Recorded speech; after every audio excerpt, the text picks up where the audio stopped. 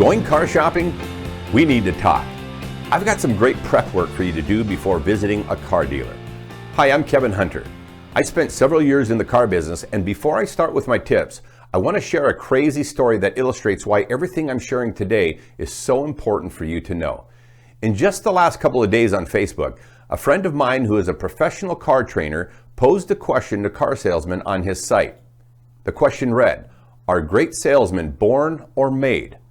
A salesman currently working on a car lot responded with this: "I'm not concerned with the number of cars, but the gross I make." If you didn't know, gross equals profit. He doesn't care about the number of people he helps. He's focused on how much money he can take from each customer he faces. This is the kind of guy you have to watch out for. He hatches a plan to tear their heads off, a term coined in the car business, each time he finds another prospect. Now, how did this question come up in the first place? Well, here's the backstory. After leaving the car business, years later I have more friends selling cars than I ever did when I worked on a car lot. One of them includes a car trainer who travels around the country training sales staff at dealerships. He was the one who posed the question, are car salesmen born or made? He followed that up with asking which type of people and the career choices they make would be hard to convert into a successful car salesman. Suggestions poured in from real dealer employees, and they tell you a ton about the car business.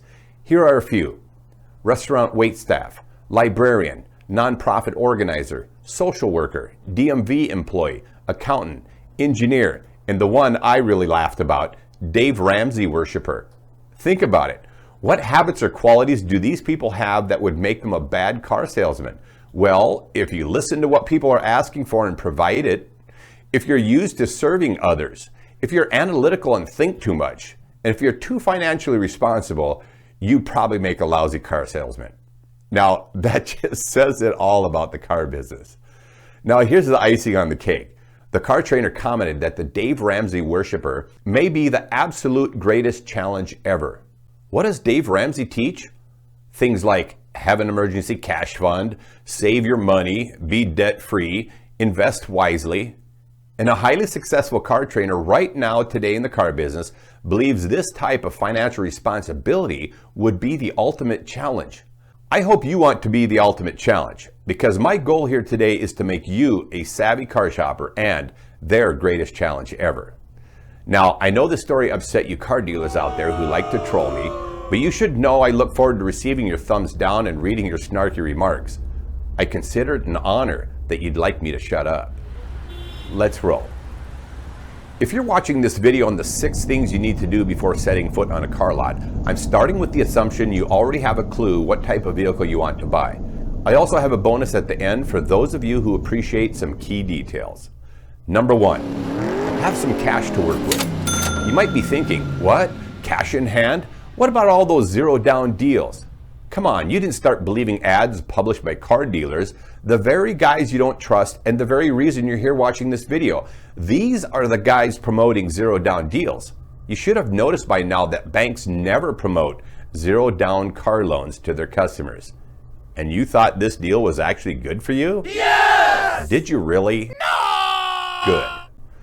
The primary reason you're driving a car off the lot with a loan significantly fatter than the value of the car is you fell for the zero down deal and didn't put your own money in the car deal. My advice for how much? No less than 20%, all the way up to 100% cash. If you don't put your own money in the car deal, you're hosed, and you'll have to add on thousands of dollars of additional protections to save you from a financial catastrophe. So, if you can't even afford 20%, bottom line, you can't afford the car you think you want. Find something else or just wait, but don't do zero cash down. Now I'm curious, how many of you are thinking about a different car right now? Let me know in the comment section below. Number 2, know your budget and how to calculate your own car payment. First, the budget. A big reason some people keep getting richer over time is that they share an interesting habit. Even when they made very little money, they save 10 to 20% of their income. When thinking about what you can afford in a monthly car payment, think about this. If you have no cash to put down on a car, that's telling you something about your budget. It's already tapped out. And now you're thinking that buying a rapidly depreciating asset like a car and having another payment will somehow improve your financial picture? Use your head. Think about a budget. If you've been saving money all along, you likely have room in your budget for a car payment. If you're replacing a car payment and you're not saving money right now, focus on less car and less payment. You need to be in a position to where you're actually saving money. Now, here's how you calculate a car payment. It's complicated, so don't try this on a calculator. Find a site like carpaymentcalculator.net. Here's the information you need to have: vehicle price, down payment, rebate, trade-in, how much you owe on your trade-in, the sales tax in the state you reside in, the interest rate on the loan you'll be taking, and the loan term. This will give you a monthly payment. Never accept the dealer just telling you, here's your monthly car payment. You calculate it using the information I already shared and a website like carpaymentcalculator.net or bankrate.com. These sites have the proper formulas. When you don't come up with the same payment they do, they are hiding something from you. And believe it or not, this happens far too often. Be ready to check the work of the finance officer before you sign that contract. Number 3, research fair market prices. There is so much information about vehicles on the internet these days. It's hard finding reliable sources, but I'll share a few of my favorites, all of which are sites that are used and recommended by people currently working in the car business today. Car Gurus, great resource for used car prices. Type in the make, model, and your zip code, and you'll find listings of cars all around you. You can also find new car prices, certified pre-owned cars, and private party sellers. If you're wondering if a certified pre-owned is worth it, ask me in the comment section below. Also, don't rule out private party sellers. Lots of great cars out there for sale by owner, and they are cheaper. TrueCar is another great site. It's useful for shopping both new and used car prices in your area, and you can get an estimated value of your trade here too. TrueCar also publishes a lot of video they share on Facebook, so go like the page and follow the informative stuff they publish. Cars.com is also good. Up-to-date prices for used cars in your area, and you can list your own vehicle for sale on this site too. I'd highly recommend you consider selling your own car because you'll definitely get a better price selling private party than you'll ever get from a car dealer. Just be smart about it. Kelley Blue Book. Lots of great information on the book value of your car, current used car prices, reviews on the car you like, and even a look at repairs and maintenance history. This could be invaluable information. Dealers often argue what you find at Kelley, but it's only because, like NADA, Kelley publishes 2 versions of their own book values, one for dealers, one for customers. They likely do this because if they gave you the actual numbers a dealer will offer for your trade, you'd probably sell your car private party. Well, there's a little bonus hint for you. You should probably sell your car yourself. Number 4, finding a good car dealer.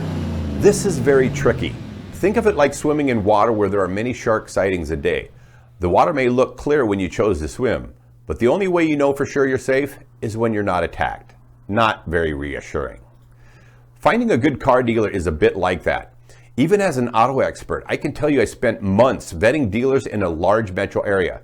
I targeted 26 potential dealer candidates looking for good people I could send my friends to. Out of 26 dealers, I found just 3 who would agree to follow a fair and transparent sales process consistently. For you statisticians out there, that's less than 12%. So let's discuss some options. First, there are a few sites you can go to visit to find car dealers, and Dealer Rater is one of them. It's based off actual reviews with a disclaimer. I'll get back to that. Yelp is another one, and it has a disclaimer too. And then there's referrals from friends, and those have disclaimers too. Wow, why all the disclaimers? There's something different about the car business when it comes to online reviews and direct referrals from friends. First, the overall disclaimer. While good reviews are better than bad reviews, they aren't necessarily an indication of an honest dealer. A good referral from a friend is quite the same. Most car buyers don't actually know what a fair car deal looks like, especially a deal that isn't packed with hidden fees and other costs that you didn't have to pay, but they did. Even with great reviews, if I reviewed 100 of their car contracts, I'd still find at least 85 that would be filled with fees, products, and other costs that the buyer didn't even know about. Now, let's take a quick dive into a few comparisons with Dealer Rater and Yelp. 2 Chevy dealers in Louisville, Kentucky boast a 4.8 and a 4.9 star rating. Seems great, right? However, the same 2 dealers are rated at 2.5 and 1.5 stars on Yelp. These scores are very lousy, right? Why the big difference? DealerRater is a paid subscription service. In fact, DealerRater will even set up and manage the profile for a dealer and refers to themselves as a success partner of the dealership. Does that sound like unbiased ratings to you? Well, it's not. Bad reviews are often kept off the site when dealers enroll in their certified dealer program. They delay posting bad reviews by emailing you, the customer, and trying to force interaction between you and the dealer. If you don't accept this challenge, they remove the review. This tactic does a crafty job of making their dealer members look like all-stars with 4.8 and 4.9 ratings, when they could well deserve a lousy 1 to 2 stars, just like they got on Yelp. Yelp's disclaimer. To be fair, some dealers are victimized by trolls, and while Yelp has a process to deal with that, it's not perfect. Here's what I'd suggest. Look to see how many reviews they actually have. If the negativity comes from a lot of different directions hitting various departments like sales, parts, service, finance, that's a very lousy dealer. If it looks like 1 or 2 disgruntled people and you see a lot of other great reviews, read the points the customers make. Honest complaints sound honest. Great reviews also sound sincere, and they say things normal people say. Dishonest reviews, good or bad, make mountains out of molehills. Any savvy person can see the difference. Finally, the direct referral disclaimer. There's a good chance your friend was sold a bunch of stuff they didn't know about, want, or ask for. Very few people actually look at the car contracts when they sign, much less after the fact. If a friend says they had a great experience at a dealer, get more information than just, "Fred's a great guy, tell him I sent you." Once you've done a little homework, write down 5 good questions you'd like to ask. Try calling the dealers you chose. The good ones don't give you the runaround. They don't try to control you or steer you off your interests to their own interests. They don't force you into getting pre-approved with their finance office first, and they answer your questions honestly. Rate their responses, then schedule a visit to the dealer you feel best about, and that brings us to number 5. Set up an appointment. There is so much wasted time in the car shopping process. When you're ready to visit a dealer and drive the car you want, you should contact either the internet manager or a BDC representative. Let them know you're ready to come in and you're looking for a member of the sales staff who knows how to listen and properly assist an informed car buyer. Have them verify that the car you want is there. Set an appointment to meet the salesperson they recommend and ask for his or her contact info. Call this person and confirm you made an appointment. Ask them what they know about the car you're looking at. Tell them you've set aside 2 hours for them, which is more than enough time when someone has their act together and is not playing games. Number 6, have the right documents. Make sure you have your driver's license, proof of insurance, and consider that you might need things like bank statements, pay stubs, etc. to prove income. If you're trading in your old vehicle, have your trade title and a lien release if it's paid off. If you still owe money on it, get the 10-day payoff amount before you visit your dealer and have it with you. Do all of this, and you're prepared to get the deal done if everything lines up. As promised, a few quick bonus tips. Bonus number 1, if you plan to finance, talk to your own bank or credit union first. Know what you qualify for before starting your car shopping. Bonus number 2, never consider extended term financing. 36 is the best, 48 months is good, 60 is living on the edge. Anything more than that is financially stupid. Need a lower car payment? Swallow some pride and buy a cheaper car. Bonus number 3, be truthful. People in the car business always say buyers are liars. That's kind of ironic, don't you think? Every year when Gallup polls Americans on the most and least trusted professions, a car salesman, a congressman, and a lobbyist end up right on the bottom of the fish tank among the poop. Yep, 4 Pinocchios. I don't really blame you for trading lies with lies, but I'm recommending that you do it different this time.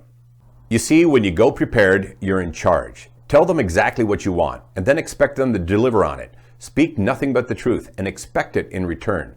You should emphatically say, "I'm not here for any BS. Start lying to me and I leave. Be honest with me and we'll get along just fine."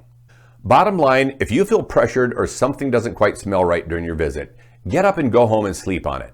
A win-win deal never needs to be crammed down your throat. A desperate dealer will want you to sign now before you wise up. Don't let that happen to you. Do you feel smarter as a car buyer? Yes! Hopefully.